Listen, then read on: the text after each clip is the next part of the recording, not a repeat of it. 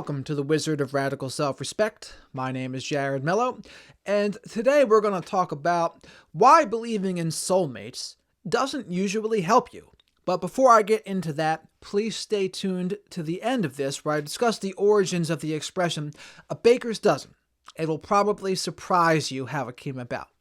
But jumping right in, why do I say believing in soulmates usually won't help you? Because most people who think about a soulmate, someone that is just meant to be with them forever, their missing puzzle piece, they more than likely use it as an excuse to say or to rationalize to themselves, oh, my soulmate would accept me exactly as I am. I don't really need to work on myself. I don't need to grow. That person will just accept me and they'll be able to handle me however I am. And I think not everyone who believes in soulmates thinks of it like that, but there are a fair chunk of people who do think of it like that. And if you think of it like that, that doesn't really help you in any way because it outsources the responsibility to the universe. The best way to think about it, in my opinion, is to think, okay, I gotta work on myself. I can only change my side of the street, and when I become the best version of myself, I will be the most likely to attract a great partner. That's a much better way to see it that has nothing to do with soulmates. Now, there is one definition of soulmates that I can get behind, and it's as follows. A soulmate is the person that makes you become and helps you become the most you can be and forces you to grow the most as a person, keeping in mind not all growth is comfortable. That's always been my favorite definition of a soulmate, and I got it from a 6 Feet Under episode many years ago. But to me, that sounds about right, because it gets the two most important parts down. The helps you to be, and helps you to be the most you can be, very good, and then forces you to grow the most as a person, very good.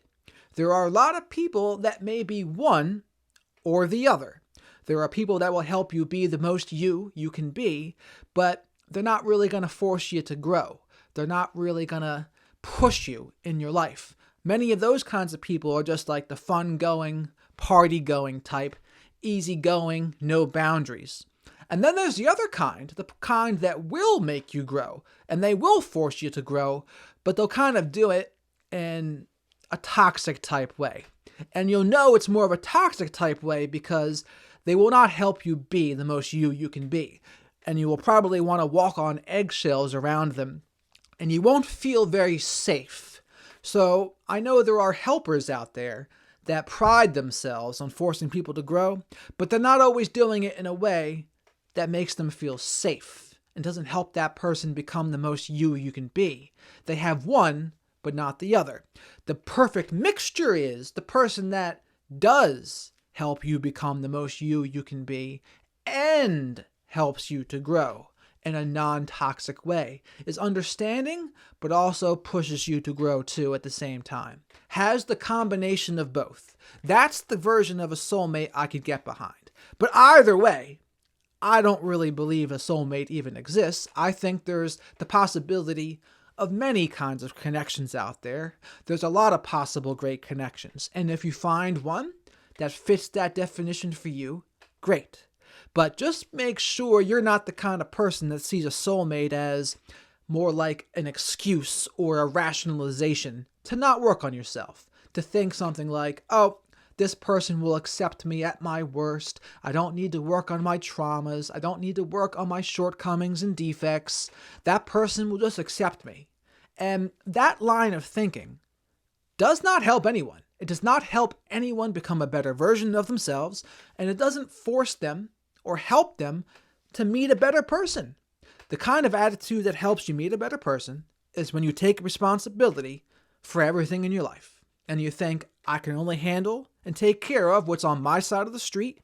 I gotta become the best version of myself, and when I do, that's when I am more likely to attract better people into my life. That is helpful. And you can also remember my favorite definition of a soulmate, even though I don't really believe in them. I will say, the person that makes you the most you can be, and forces you to grow the most as a person, keeping in mind not all growth is comfortable. That isn't a definition of a soulmate I could get behind. But either way, the point is that we got to focus on our side. And the person that helps us grow and helps us be the most us we can be, that's the Yahtzee right there. So, quick video today, but I did promise I was going to explain the origin of a baker's dozen. I had no idea this is what it was, but back in medieval times, bakers were penalized if they were ever to give a loaf of bread to a customer that weighed under a certain amount. So a regular dozen is 12, of course, and a baker's dozen is 13. So in order to play it safe, the bakers would give an extra loaf of bread, making it 13 just in case it got weighed. They wanted to make sure it didn't weigh less than a certain amount, whatever that arbitrary amount was, because if it was under that amount, they would get punished. So to avoid that punishment, they went above and beyond and gave an extra loaf of bread, hence the origin of a baker's dozen. So I hope you found that interesting like I did. If you got this far, please remember to hit the notification bell, subscribe to the channel if you haven't already, like the video if you liked it, and comment below your thoughts on a soulmate. Do you believe in a soulmate? Do you not believe in a soulmate?